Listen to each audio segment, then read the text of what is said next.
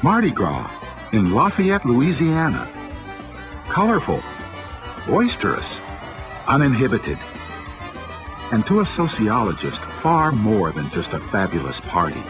Within this parade are symbols and rituals that give clues to the very nature of the society of Southern Louisiana. In order to see society reflected in a parade, sociologists develop and use the sociological imagination.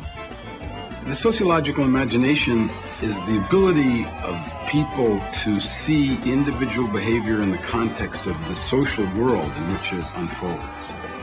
That way they begin to understand the difference between individual biography, the fate of individuals, and the fate of much larger groups of people and whole societies, and how those whole societies and groups influence the outcome of individual lives. Because of their structure, parades can reveal a great deal about a community.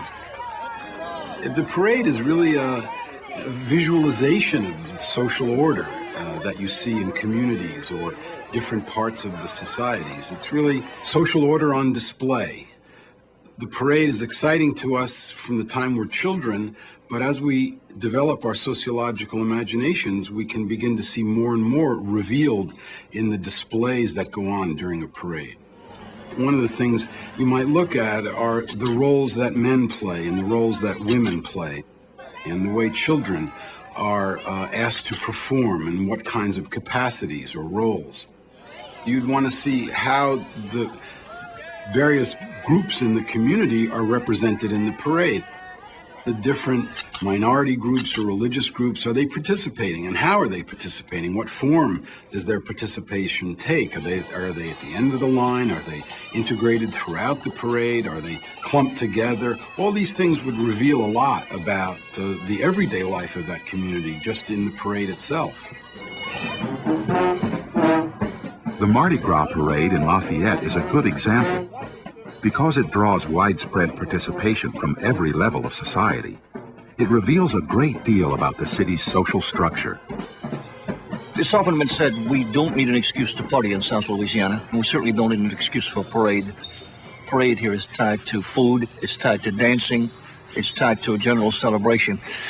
I think one thing in South Louisiana with its cultural distinctiveness, you see lots of different representations in a parade. You'll see the mix in terms of not only traditional band music, march music, but you even hear lots of jazz-type arrangements by bands.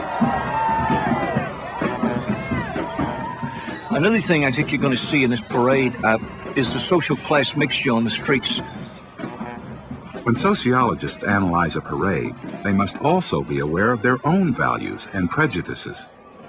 A sociologist always wants to ask herself or himself, what are my own biases in the way I feel and the way I grew up that may be shaping the way I look at a parade or any other social phenomenon? What you want to do as a sociologist is to try to understand your own personal interests and biases and correct for those as you're making your observations. The next time you see a parade in your own town, think about what you can learn from the pageantry. What can you discover about your community and its values? The sociological imagination allows us to explore events and interactions that we ordinarily overlook.